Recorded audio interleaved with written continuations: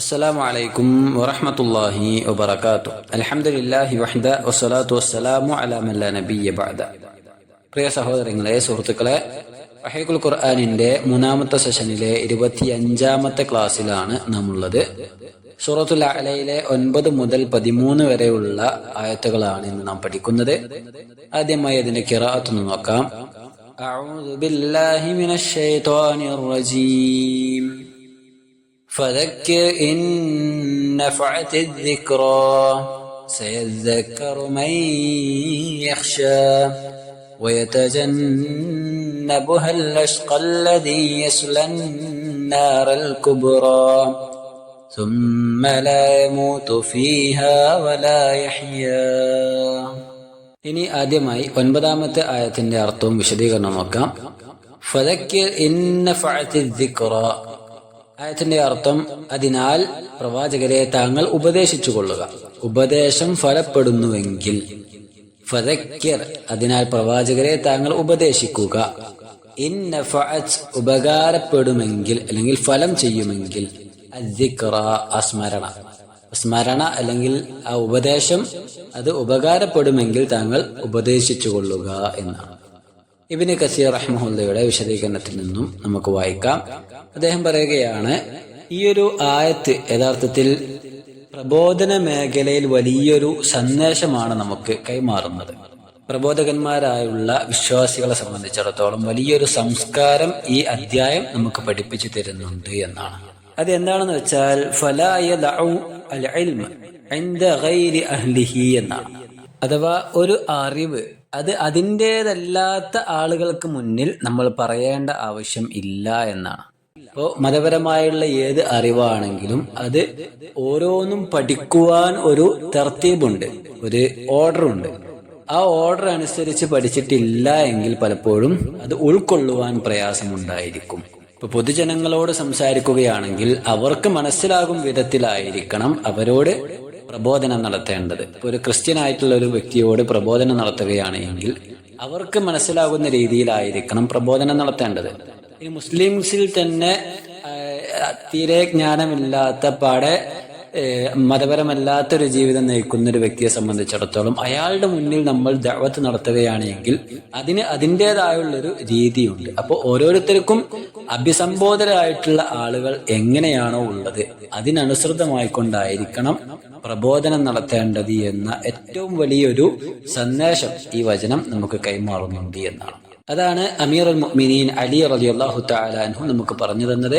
മാ അൻത ബിമുഹദ്ദിസിൻ ഖൗമൻ ഹദീസൻ ലാ തബ്ലഗുഹു ഉഖൂലുഹും ഇല്ലാ കാന ഫിത്നതൻ ലിബഅദി.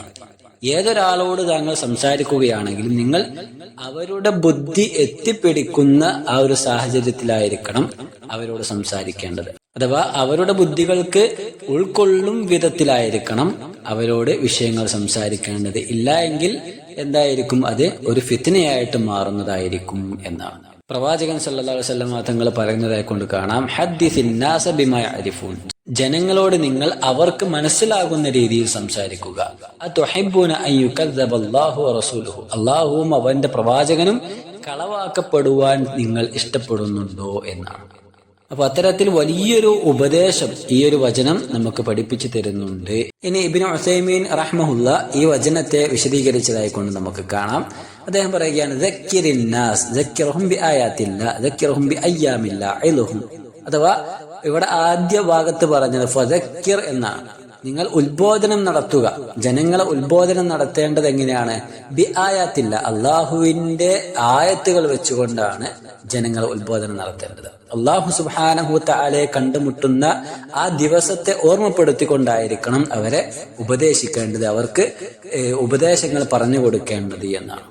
ശേഷം അള്ളാഹു സുബ്ഹാനഹു തആല പറഞ്ഞത് ഇൻ നഫഅത്തി ദിക്റ എന്നാണ്. അഥവാ അവർക്ക് ഉപകാരപ്പെടുന്നുവെങ്കിൽ, താങ്കൾ ഉപദേശിക്കുന്ന ആ ഉപദേശം അവർക്ക് ഉപകാരപ്പെടുന്നുവെങ്കിൽ താങ്കൾ ഉപദേശിക്കുക എന്നാണ്. ഇതിനെ പണ്ഡിതന്മാർ വ്യത്യസ്ത രീതിയിൽ വിശദീകരിച്ചതായി കൊണ്ട് കാണാം. അഥവാ അവർക്ക് ഉപകാരം ചെലുത്തുന്നില്ല എന്ന് നമുക്ക് വ്യക്തമായി ബോധ്യമാണ് എങ്കിൽ പിന്നെ നമ്മൾ അവിടെ അവരെ ഉപദേശിക്കാൻ നിൽക്കരുത് എന്നുള്ള രീതിയിൽ വിശദീകരിച്ചതായി കാണാം. മറ്റൊരു രീതിയിൽ പണ്ഡിതന്മാർ വിശദീകരിക്കുന്നുണ്ട്, അൽ മഅന ദക്കിർ അലാ കുല്ലി ഹാലിൻ ഇൻ കാന ഹഉലാഇൽ ഖൗം തൻഫഉ ഫീഹിം അദ്ദിക്റ. അഥവാ ഏത് രീതിയിലാണെങ്കിലും ജനങ്ങളെ ഉത്ബോധനം നടത്തുക എന്നത് അനിവാര്യമാണ്. നിർബന്ധമായും ഉത്ബോധനം നടത്തേണ്ടതുണ്ട്. കാരണം എങ്ങനെയായാലും ഉത്ബോധനം നടത്തുക എന്ന കാര്യം അത് ഉപകാരം ചെലുത്തുന്നത് തന്നെയായിരിക്കും. ഒരു പക്ഷേ ആ ഒരു സാഹചര്യത്തിൽ അത് ഉപകാരം ചെലുത്തിയിട്ടില്ല എങ്കിൽ പിന്നീട് അത് ഒരു പക്ഷെ ഉപകാരം ചെലുത്തുന്നതായിരിക്കാം. ഒരു പക്ഷേ അത് മനസ്സിൽ തങ്ങി പിന്നീട് ആലോചിക്കുമ്പോൾ അത് അവന്റെ മനസ്സിന് മാറ്റമുണ്ടാകുന്ന രീതി ഉണ്ടായേക്കാം. അതുകൊണ്ട് ഏത് സന്ദർഭത്തിലും ഉപദേശം കൊടുക്കേണ്ടതുണ്ട്, നൽകേണ്ടതുണ്ട് എന്നാണ്. ഇനിയിപ്പോ ഒന്നുമല്ല, ആരും അത് ചിന്തിക്കുന്ന രീതി ഉണ്ടായിട്ടില്ല എങ്കിലും ഉപദേശിക്കുന്നവന്റെ മനസ്സിൽ അത് അവനൊരു ഖൈറായിരിക്കും, അല്ലെങ്കിൽ അത് അവന്റെ ജീവിതത്തിൽ തന്നെ അതൊരു നന്മയായി മാറിയേക്കാം എന്നാണ്. ഇനി മറ്റൊരു രീതിയിൽ പണ്ഡിതന്മാർ വിശദീകരിക്കുന്നതായി കൊണ്ട് കാണാം, അഥവാ നിനക്ക് തോന്നുകയാണ് ഇപ്പോൾ ഞാൻ ഉപദേശിച്ചു കഴിഞ്ഞാൽ അത് ഒരു ഖൈറായിരിക്കും, അല്ലെങ്കിൽ അതൊരു ഉപകാരം ചെലുത്തുന്നതായേക്കാം എന്ന് നിനക്ക് തോന്നുകയാണ് എങ്കിൽ ആ സന്ദർഭത്തിൽ നീ ഉപദേശിക്കൽ വാജിബായി മാറുന്നതാണ്.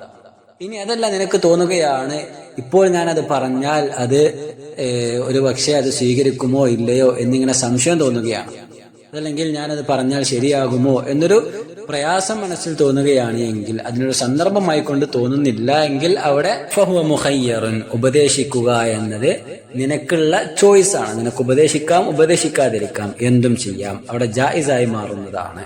എന്നാൽ അത് നിർബന്ധമാകുന്നത് എപ്പോഴാണ്? നിനക്കത് ഉപദേശിച്ചാൽ അത് ഉപകാരമുണ്ടാകും എന്ന് നിനക്ക് തോന്നുകയാണെങ്കിൽ അവിടെ അത് നിർബന്ധമായി മാറുകയും ചെയ്യുന്നു. എങ്ങനെയൊക്കെ ആയാലും രണ്ട് സന്ദർഭത്തിലും ഉപദേശിക്കുക എന്ന കാര്യം അവിടെയുണ്ട്. കാരണം ആയത്തിൽ അല്ലാഹു സുബ്ഹാനഹു വ തആല പറഞ്ഞത് ഫദക്കിർ ഇൻ നഫഅത്തിദ് ദിക്റ, ഉത്ബോധനം ഉപകാരപ്പെടുമെങ്കിൽ നീ ഉത്ബോധനം നടത്തിക്കൊള്ളുക, അല്ലെങ്കിൽ ഉപദേശിച്ചു കൊള്ളുക എന്നാണ് അല്ലാഹു പറഞ്ഞത്. അതല്ല എങ്കിൽ നീ ഉപദേശിക്കരുത് എന്നൊരിക്കലും അതിൽ നിന്നും മനസ്സിലാക്കാവതല്ല. കാരണം ചില സന്ദർഭങ്ങളിൽ മൗനം പാലിച്ചു കഴിഞ്ഞാൽ അവിടെ വലിയ അപകടമായിരിക്കും അതിന്റെ പിന്നാമ്പുറത്ത് നിന്ന് ഉടലെടുക്കുന്നത്.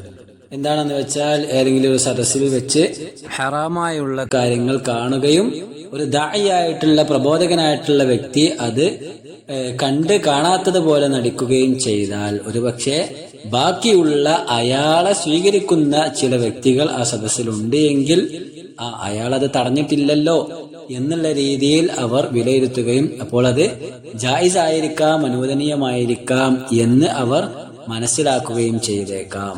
അതേപോലെ തന്നെ വാജിബായിട്ടുള്ളൊരു കാര്യം അത് അയാൾ ചെയ്യുന്നില്ലല്ലോ, പിന്നെന്താണ് പ്രശ്നം എന്നിങ്ങനെ ബാക്കിയുള്ളവർ വിചാരിക്കുകയും ആ വാജിബായ കർമ്മം അതിന്റെ മൂല്യം നഷ്ടപ്പെടുകയും ചെയ്യുന്ന അവസ്ഥ ഒരു പക്ഷെ ഉണ്ടായേക്കാം. ഹറാമായിട്ടുള്ള കാര്യങ്ങൾ അത് നിസാരവൽക്കരിക്കപ്പെടുകയും ചെയ്യുന്ന സാഹചര്യം ഉണ്ടായേക്കാം.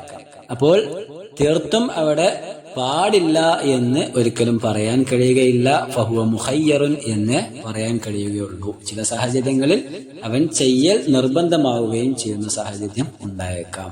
അപ്പൊ അത് സന്ദർഭത്തിനനുസരിച്ച് തന്നെയാണ് വിലയിരുത്താൻ കഴിയുകയുള്ളൂ. ചുരുക്കി പറഞ്ഞാൽ ഫലാ ബുദ്ദ മിൻ അത്തദ്കിയ വലാ ബുദ്ദ മിൻ നശ്രി ശരിഅ, മത നിയമങ്ങൾ എപ്പോഴും ജനങ്ങളിലേക്ക് എത്തിക്കുക എന്നത് അനിവാര്യം തന്നെയാണ്. അത് സവാഉൻ നഫഅത് അം ലം തൻഫ, അത് ഉപകാരം ചെലുത്തുന്നുണ്ടെങ്കിലും ഇല്ലെങ്കിലും ശരി അത് നശർ ചെയ്യുക, ദഅവത്ത് നടത്തുക, പ്രബോധനം നടത്തുക എന്നത് ഓരോരുത്തരുടെ മേലും ബാധ്യതയുള്ള കാര്യം തന്നെയാണ്.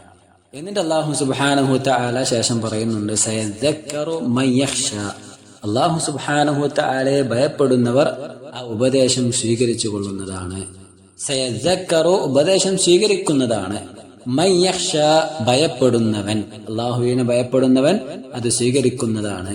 എന്നാൽ വയതജന്നബുഹൽ അഷ്ഖാ, ഏറ്റവും ഭാഗ്യം കെട്ടവൻ, ദൗർഭാഗ്യവാൻ ആ ഉപദേശത്തെ വിട്ടകന്നു പോവുകയും ചെയ്യുന്നതാണ്. വയതജന്നബുഹ, അതിനെ വിട്ടകന്നു പോകുന്നതാണ്, വെടിഞ്ഞു നിൽക്കുന്നതാണ്. അൽ അഷ്ഖാ, ഏറ്റവും ഭാഗ്യം കെട്ടവൻ. അല്ലദി യസ്ലൻ നാറൽ കുബ്റ, അതെ ഏറ്റവും വലിയ അഗ്നിയിൽ അവൻ കടന്നെരിയുന്നവനാണ്. അല്ലദി യസ്ല എന്ന് പറഞ്ഞാൽ അതായത് അവൻ കടന്നെരിയുന്നവനാണ്. അന്നാറൽ കുബ്റ, ഏറ്റവും വലിയ അഗ്നിയിൽ, ഏറ്റവും വമ്പിച്ച നരകാഗ്നിയിൽ അവൻ കടന്നെരിയുന്നതാണ്. സുമ്മ ലാ യമൂതു ഫീഹാ വലാ യഹ്യ, പിന്നീട് അതിൽ വെച്ച് അവൻ മരണമടയുകയുമില്ല, ജീവിക്കുകയുമില്ല. സുമ്മ പിന്നീട്, ലാ യമൂതു അവൻ മരിക്കുകയില്ല, ഫീഹ അതിൽ വെച്ച്, വലാ യഹ്യ അവൻ ജീവിക്കുകയും ഇല്ല. ഇനി നമുക്കതിന്റെ വിശദീകരണങ്ങളിലേക്ക് കടക്കാം. ഇമാം തബരി റഹ്മഹുല്ല പറയുന്നു, സയസ്ദക്കറു യാ മുഹമ്മദ് ഇദാ ദക്കർത അല്ലദീന അമർതുക ബിതദ്കീരിഹിം മൻ യഖ്ശല്ലാഹ വയഖാഫു ഇഖാബഹ. അഥവാ, അല്ലയോ പ്രവാചകരെ, താങ്കൾ ദഅവത്ത് നടത്തുന്നത് മൂലം, താങ്കൾ ഉപദേശിക്കുന്നത് മൂലം അല്ലാഹു സുബ്ഹാനഹു വതആലയെ സ്വീകരിക്കുകയും അല്ലാഹുവിനെ മനസ്സിലാക്കുകയും ഭയപ്പെടുകയും ചെയ്യുന്ന ആളുകൾ ആ ഉപദേശം സ്വീകരിക്കുന്നതാണ്. അത് ഉൾക്കൊണ്ടുകൊണ്ട് അവർ ജീവിതം നയിക്കുന്നതായിരിക്കും എന്നാണ്. എന്നാൽ അതിൽ നിന്നും വിട്ടകന്ന് മാറി നിൽക്കുന്ന ആളുകളെ സംബന്ധിച്ചിടത്തോളം അവരാണ് ഏറ്റവും വലിയ ദൗർഭാഗ്യമുള്ളവർ. രണ്ട് വിഭാഗക്കാരിലും ഏറ്റവും ദൗർഭാഗ്യമുള്ളവർ ഈ ഉപദേശം സ്വീകരിക്കാതെ വിട്ടുനിൽക്കുന്ന ആളുകളാണ്. അത് കേവലം പ്രവാചകനോട് മാത്രമല്ല, മറിച്ച് ലോകത്തുള്ള എല്ലാ ജനങ്ങളോടും കൂടിയാണ് അല്ലാഹു സുബ്ഹാനഹു തആല സംസാരിക്കുന്നത്. അഥവാ വിശുദ്ധ ഖുർആനും പ്രവാചകന്റെ ഹദീസുകളും മുഖേന ഒരാൾ ഉപദേശിച്ചു കഴിഞ്ഞാൽ ആ ഉപദേശം സ്വീകരിക്കാതെ അതൊക്കെ അവിടെ കെടുക്കട്ടെ എന്നുള്ള രീതിയിൽ ഒഴിവാക്കിക്കൊണ്ട് സ്വന്തം താല്പര്യങ്ങളെ മുൻനിർത്തി ജീവിതം നയിച്ചാൽ അത് ഏറ്റവും വലിയ ദൗർഭാഗ്യവാനായി മുദ്രകുത്തപ്പെടുവാൻ കാരണമാകും എന്ന് ഈ വചനങ്ങൾ നമ്മെ ഓർമ്മപ്പെടുത്തുന്നുണ്ട്.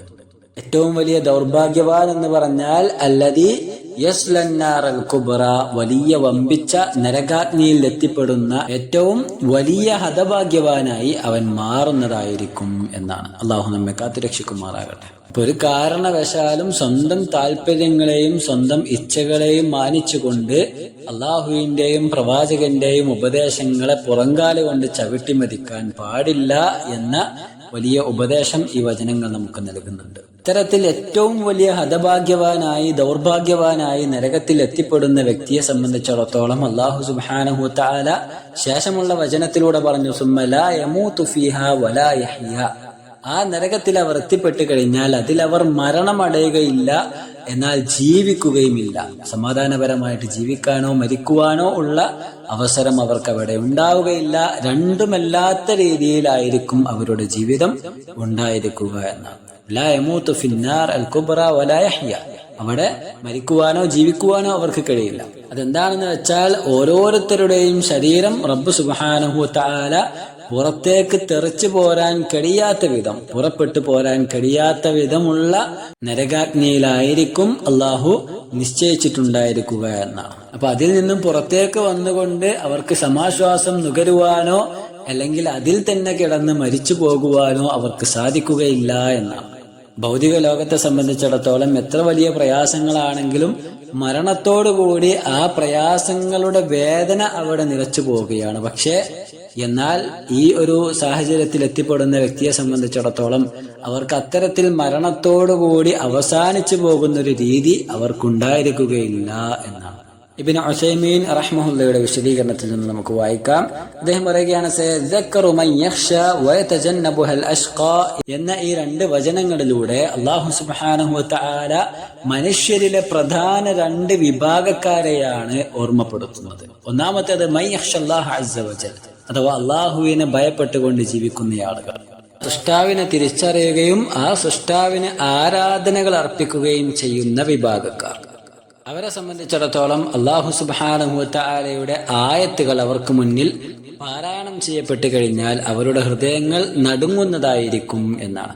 സൂറത്തുൽ ഫുർഖാനിൽ ഇബാദുർ റഹ്മാൻ, അള്ളാഹുവിന്റെ പരമകാരുണികന്റെ ശരിയായ അടിയാന്മാരുടെ വിശേഷണങ്ങൾ പറയുന്ന സാഹചര്യത്തിൽ 73-ാമത്തെ ആയത്തിൽ അല്ലാഹു സുബ്ഹാനഹു വതആല പറയുന്നുണ്ട്, അവരുടെ പ്രത്യേകത എന്താണെന്ന് വെച്ചാൽ ഇദാ ദുക്കിറൂ ബിആയാതി റബ്ബിഹിം, തങ്ങളുടെ രക്ഷിതാവിന്റെ ദൃഷ്ടാന്തങ്ങൾ അവർക്ക് മുന്നിൽ പാരായണം ചെയ്യപ്പെട്ട് കഴിഞ്ഞാൽ, അത് വെച്ചുകൊണ്ട് അവർക്ക് ഉത്ബോധനം നടത്തപ്പെട്ട് കഴിഞ്ഞാൽ, ലം യഖിറു അലൈഹാ സുമ്മൻ വഉംയാന, അന്ധരും മൂകരുമായിക്കൊണ്ട് അതിനോടവർ സമീപിക്കുകയില്ല, അത് കൃത്യമായി മനസ്സിലാക്കുന്നവരായിരിക്കും എന്നാണ്. അപ്പോ അത്തരത്തിൽ അല്ലാഹു സുബ്ഹാനഹു വതആലയെ മനസ്സിലാക്കുന്ന ആ അല്ലാഹുവിനെ തിരിച്ചറിഞ്ഞുകൊണ്ട് ജീവിക്കുന്ന വ്യക്തികളെ സംബന്ധിച്ചിടത്തോളം ഈ ഉത്ബോധനങ്ങൾ അവർക്ക് സ്വാധീനമുണ്ടാക്കുകയും അവരുടെ ജീവിതം അല്ലാഹുവിന് വഴിപ്പെട്ടുകൊണ്ട് ജീവിക്കുകയും ചെയ്യുന്നതായിരിക്കും. എന്നാൽ രണ്ടാമതൊരു വിഭാഗത്തെ സംബന്ധിച്ച് അല്ലാഹു സുബ്ഹാനഹു വതആല പറഞ്ഞത് വയതജന്നബുഹൽ അഷ്ഖാ, അഥവാ ഷഖിയായിക്കൊണ്ട് ദൗർഭാഗ്യവാനായിക്കൊണ്ട് ആ ഉപദേശങ്ങളെ പുറങ്കാലുകൊണ്ട് ചവിട്ടെറിയുന്ന ആളുകളാണ്. ആ ഉപദേശങ്ങളെ പുറങ്കാലുകൊണ്ട് ചവിട്ടിക്കളയുന്ന ആളുകളാണ്. ആ ഉപദേശങ്ങളെ പുറങ്കാലുകൊണ്ട് തട്ടിമാറ്റുന്ന ആളുകളാണ്.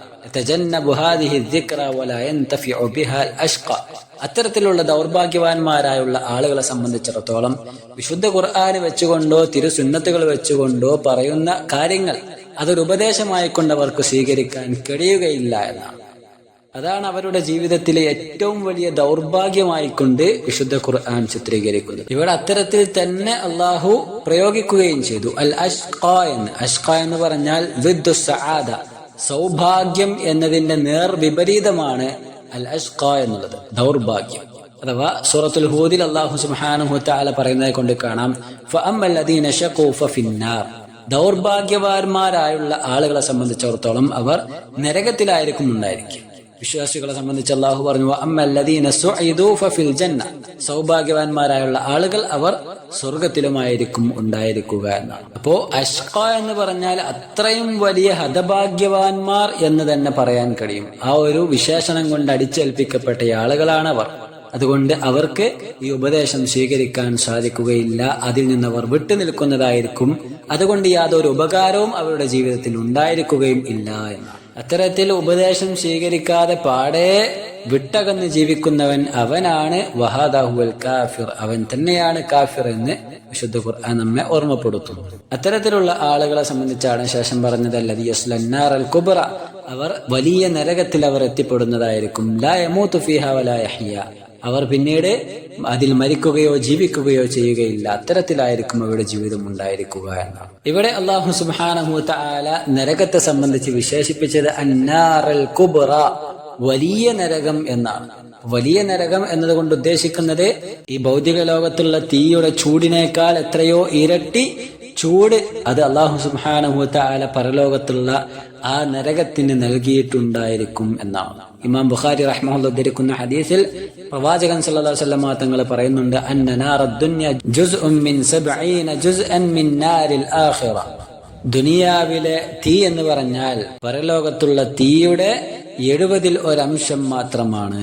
അപ്പൊ അത്രയും വലിയ തീ കുണ്ടാരത്തിലേക്ക് അവർ എത്തിപ്പെട്ടു കഴിഞ്ഞാൽ, ഇദാ സലാഹ, അതിലേക്ക് കടന്നെരിഞ്ഞു കഴിഞ്ഞാൽ, ലാ യമൂതു ഫീഹാ വലാ യഹ്യ, അഥവാ അവർക്കവിടെ ലാ യമൂതു ഫയസ്തരീഹ്, ഒന്ന് മരണപ്പെട്ടുകൊണ്ട് സമാധാനിച്ച് കിടക്കാൻ അവർക്ക് കഴിയില്ല. വലാ യഹ്യ ഹയാതൻ സഈദതൻ, എന്നാൽ സമാധാനപരമായുള്ള സമാശ്വാസപരമായുള്ള ജീവിതം നയിക്കുവാനും അവർക്ക് കഴിയില്ല. വഇല്ലാ ഫഹും അഹ്യാഉൻ ഫിൽ വാഖി, യഥാർത്ഥത്തിൽ അവർ ജീവിക്കുന്നവർ തന്നെയാണ്. പക്ഷേ ലാകിൻ അഹ്യാഉൻ യുഅദ്ദബൂൻ, ശിക്ഷിക്കപ്പെട്ടുകൊണ്ടായിരിക്കും അവർ ജീവിക്കുക എന്നാണ്. സമാധാനമില്ലാത്ത വിധമായിരിക്കും ജീവിതം. സൂറത്തു നിസായിലെ 56-ാമത്തെ വചനത്തിൽ കാണാം, കുല്ലമാ നദിജത് ജുലൂദുഹും ബദ്ദൽനാഹും ജുലൂദൻ ഗൈറഹാ, അവരുടെ തൊലി അതിങ്ങനെ കരിഞ്ഞ് ഇല്ലാതായി പോകുന്ന സാഹചര്യത്തിൽ അവർക്ക് പുതിയ തൊലി നാം ഇട്ടുകൊടുക്കുകയും ചെയ്യുന്നതായിരിക്കും. അപ്പൊ അത്തരത്തിൽ ഒരു ശിക്ഷ കഴിഞ്ഞ് അടുത്തത് ഇങ്ങനെ തുടർച്ചയായി അവർ അനുഭവിച്ചു കൊണ്ടേയിരിക്കുന്ന സാഹചര്യമായിരിക്കും ആ നരകത്തിലുണ്ടായിരിക്കുക. അള്ളാഹു നമ്മെ കാത്തുരക്ഷിക്കുമാറാകട്ടെ. സൂറത്ത് സുഖ്റുഫിലെ 77-78 വചനങ്ങളിൽ നമുക്ക് കാണാം, അള്ളാഹു സുബ്ഹാനഹു വ തആല പറയുകയാണ്, വനാദൗ, അവർ വിളിക്കും, അഥവാ നരകക്കാരായുള്ള ആളുകൾ, യാ മാലികു വഹുവ ഖാസിനുൻ നാർ, നരകത്തിന്റെ കാവൽക്കാരനായ മാലിക് എന്ന മലക്കിനെ അവർ വിളിക്കുന്നതായിരിക്കും. എന്നിട്ട് അവരോട് പറയും, ലിയഖ്ദി അലൈനാ റബ്ബുക്, അഥവാ ലിയുഹ്ലികനാ വയുരിഹ്നാ മിൻ ഹാദൽ അദാബ്, ഈ നരകത്തിന്റെ ശിക്ഷയിൽ നിന്നും ഞങ്ങളെ ഇല്ലായ്മ ചെയ്യുവാൻ വേണ്ടി, ഞങ്ങളെ ഒന്ന് മരിപ്പിക്കുവാൻ, ഒന്ന് നശിപ്പിക്കുവാൻ നിന്റെ റബ്ബിനോട് നീ ആവശ്യപ്പെടുമോ എന്ന് അവർ ചോദിക്കുമെന്നാണ്. ഖാല ഇന്നകും മാകിസൂൻ, ആ സന്ദർഭത്തിൽ മാലിക് എന്ന മലക്ക് അവരോട് പറയുന്നതായിരിക്കും, നിങ്ങൾ ഇതിൽ വസിച്ചുകൊള്ളുക, വലാ റാഹത്ത്, നിങ്ങൾക്ക് ഒരു സമാധാനവും ഉണ്ടായിരിക്കുകയില്ല, ഈ രീതിയിൽ നിങ്ങൾ ജീവിച്ചു കൊള്ളുക എന്ന്. എന്നിട്ട് അവരോട് പറയപ്പെടും, ലഖദ് ജിഅനാകും ബിൽ ഹഖ്, തീർച്ചയായും സത്യവുമായി കൊണ്ട് ഞങ്ങൾ നിങ്ങളുടെ അരികിൽ വന്നിട്ടുണ്ടായിരുന്നു, വലാകിന്ന അക്സറകും ലിൽ ഹഖ് കാരിഹൂൻ, എന്നാൽ ആ സത്യം സ്വീകരിക്കുവാൻ നിങ്ങൾ വിമ്മിഷ്ടം കാണിച്ചിട്ടുണ്ടായിരുന്നു, നിങ്ങൾക്ക് എന്തോ വെറുപ്പായിരുന്നു അതിനോടുണ്ടായിരുന്നത്. അതുകൊണ്ട് നിങ്ങൾ അനുഭവിച്ചു കൊള്ളുക എന്ന് നിന്ദ്യതയോടുകൂടി അവരോട് പറയപ്പെടുന്നതായിരിക്കും. അപ്പൊ ആ വചനങ്ങളുടെ എല്ലാം ഒരു സംക്ഷിപ്തമാണ് യഥാർത്ഥത്തിൽ ലാ യമൂതു ഫീഹാ വലാ യഹ്യ എന്ന് ഈ അധ്യായത്തിൽ അല്ലാഹു സുബ്ഹാനഹു വ തആല പ്രയോഗിച്ചത്. അപ്പൊ എങ്ങനെയാണ് മനുഷ്യൻ ജീവിക്കുകയുമില്ല മരിക്കുകയുമില്ല എന്ന രീതിയിൽ ജീവിക്കുക? അതാണ് ഈ വചനങ്ങളിൽ നിന്നെല്ലാം നമുക്ക് മനസ്സിലാക്കുന്നത്. അവർക്ക് സമാശ്വാസപരമായ ഒന്ന് നീണ്ടു നിവർന്ന് കെടുക്കുവാൻ ഒരു മരണം അവർക്ക് വരാനുണ്ട് എന്ന ചിന്ത പോലും അവർക്ക് വേണ്ട എന്നതാണ്. തീർത്തും ദൗർഭാഗ്യപരമായുള്ള ജീവിതം തന്നെയായിരിക്കും. ഒരു സമാധാനമോ അവർക്ക് ഒരു സമാശ്വാസമോ ഒന്നും തന്നെ അവർക്ക് ലഭിക്കുകയില്ല. അവർ യതമന്നൽ മൗത, മരണത്തെ അവർ കൊതിക്കുമെന്നാണ്. വലാകിൻ ലാ യഹ്സുലു ലഹു, അത് അവർക്ക് കിട്ടുകയില്ല. അവരിങ്ങനെ ആഗ്രഹിക്കൊന്ന് മരിച്ചിരുന്നുവെങ്കിൽ എത്ര സമാധാനമായിരുന്നു. പക്ഷേ അവർക്ക് മരിക്കുവാൻ കഴിയുകയില്ല. അവർക്ക് മരണം അല്ലാഹു സുബ്ഹാനഹു തആല നിശ്ചയിച്ചിട്ടും ഉണ്ടായിരിക്കുകയില്ല. മറിച്ച് ഈ വേദനയോട് കൂടിയുള്ള ജീവിതം അതിങ്ങനെ തുടർച്ചയായിക്കൊണ്ട് അവരെ ആസ്വദിപ്പിക്കുന്നതായിരിക്കും എന്നാണ്. അതുകൊണ്ട് സഹോദരങ്ങളെ, തീർത്തും ആസ്വാദ്യകരമായിട്ടുള്ള ജീവിതം നയിക്കുമ്പോൾ പാരത്രിക ലോകത്ത് ഇത്തരത്തിൽ തീർത്തും വിമ്മിഷ്ടമായിട്ടുള്ള ഒരു ജീവിതം നമുക്ക് മുന്നിൽ പ്രത്യക്ഷപ്പെടാനുണ്ടായിരിക്കും എന്നൊരു ബോധം എപ്പോഴും നമ്മുടെ മനസ്സിൽ ഉണ്ടായിരിക്കേണ്ടതുണ്ട്.